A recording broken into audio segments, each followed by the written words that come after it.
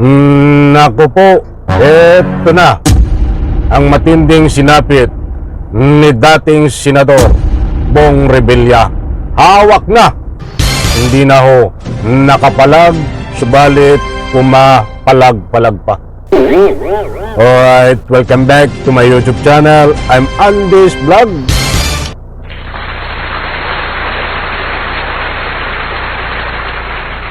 Mga kaibigan, heto ho, naku, kapapasok pa lang na mainit na balita.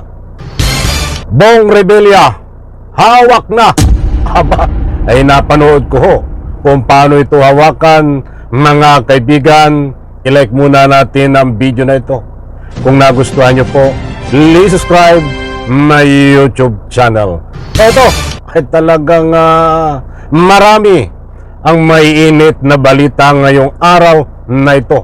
Araw ng Lunes, January 19. Subalit bigyan muna natin ng daan ito para talakayin ang sinapit ni Bong Revilla. Hawak na. Sino ang may hawak, mga kaibigan? Hindi ho nakalusot sa kaso. Aba, ay pumapalag-palag pa. Hindi naman po lingid sa inyong kaalaman na in-announce pa noon last year na mayroong magpapasko sa kulungan. Datapuat hindi po nangyari yun. Kaya pagkalipas ho ng Pasko, January, ay mayroon pong kulungan ang bagsak. Ibabagi ko po sa inyo, mga kaibigan, itong sinapit ni dating Senador Bong Revilla. Kung sino ho ang may hawak sa kanya, mga kaibigan, hindi na ho pinakawalan. Ay matindi ho. Bago natin ipagpatuloy at bago ko ibahagi sa inyo, gusto ko munang kunin ng inyong panig, mga mahal kong taga-subaybay. Kayo po ba ay pabor na itong si Bong Revilla ay makulong? Naniniwala po ba kayo na siya ay sangkot sa pagnanakaw ng pera ng taong bayan na pinadaan sa flood control scandal? Sa comment section, ninayayaan ko po kayo magbigay ng anumang public opinion. Eto, mga kaibigan, ito muna ang ibabagi ko po sa inyo bago siya hawakan, bago siya makorner. Pagkatapos nito, ay babayi ko po sa inyo ang katibayan resibo. Okay, kailangan muna itong ipakita sa inyo at ipanood, iparinig. Flood control projects. Magsisimula na po ang paunang investigasyon sa mga reklamo laban kina Senador Jinggoy Estrada at dating Senador Bong Revilla. Kaugnay po yan sa umano'y kickback sa flood control projects. Nakatakda na rin silang ipasumpina. Nasa frontline po ng balitang yan, si JC Cosco. Mga kaibigan, huwag po kayong alis. Bagamat dalawang pangalan ho ang nababanggit dito. Ito pong kagabi, balitang ito ay lumabas kagabi. But gusto ko munang ibahagi ho sa inyo ito, dahil ito po ay konektado dito sa pag-corner kay Bong Revilla, dahil hawak na po siya, mga kaibigan. Sino ang may hawak? Ibabahagi ko po sa inyo pagkatapos ng video na ito. Sakat natin talakayin itong si Jinggoy Estrada. Kay Bong Revilla muna tayo, dahil shareable ito, mga kaibigan. Sisimulan na ng Department of Justice ang preliminary investigation sa reklamong plunder kina dating Senador Bong Revilla at Senador Jinggoy Estrada.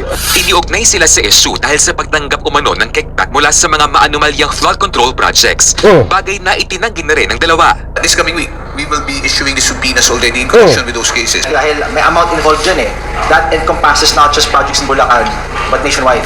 Nilinaw naman ng DOJ na walang testigong binawi ang kanilang testimonya.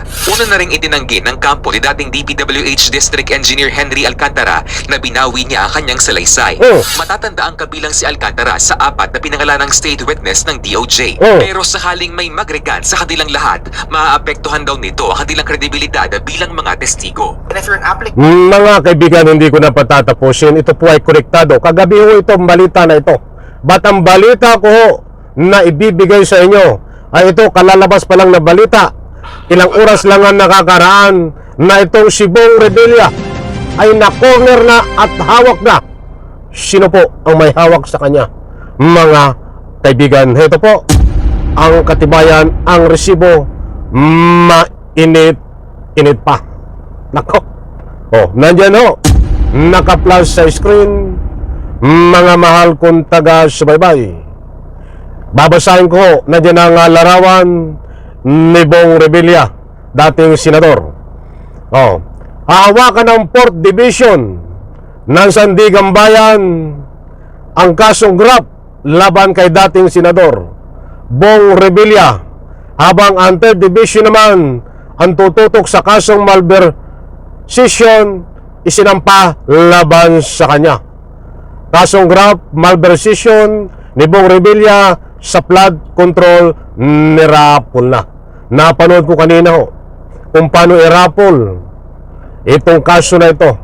At disclaimer lang, mga mahal kong taga-subaybay, hindi ho tayo nagpapakalat ng anumang fake news dito.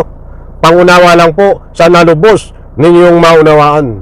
Data po at nasabi ko na itong si Bong Revilla ay hawak na ang kaso, mga kaibigan, ng Sandigan Bayan ng 4th Division sa kasong graft labang kay dating senador Bong Revilla, at hawakan naman ng 3rd Division na tututok sa kasong malversation na isinampa laban sa kanya. Hindi po pagkatao ni Bong Revilla ang hawak ng Sandigan Bayan.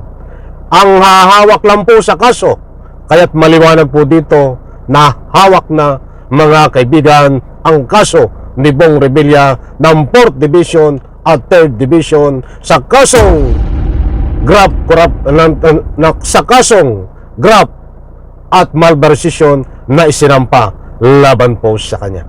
Alam ko, mga kaibigan, naunawaan nyo ang gusto kong ipunto. Mismong napanood ko dito kanina kung paano i-Rapol. Ganun pala yun, mayroong bilog na binubunot sa siking vlog ko. Ibabahagi ko po sa inyo. Dahil nabanggit din ho na ang kasunod na nito ay ariswaran, mga kaibigan. Ilang tulog na lang sa maniwala po kayo at sa hindi. Palakpakan muna, mga kaibigan. Okay, bakit kayo pumapalakpak? Nagalit na naman sa inyo mga didilis niyan.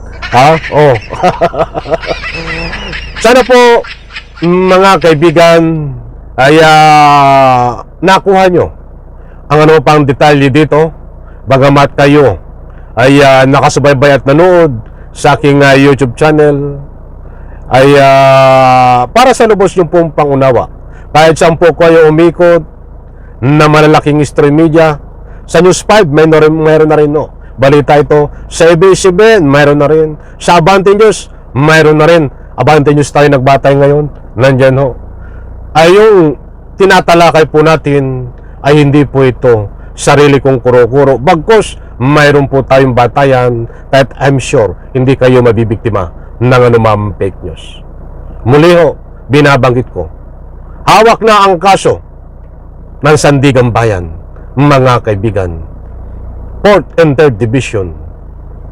Yan ho ang buong katotohanan. Ibinahagi ko po sa inyo. Abangan po natin ito, dahil kasunod na nito ay ariswaran laban ho dito kay dating Senador Bong Revilla. Sa like ko sa video na ito, maraming salamat.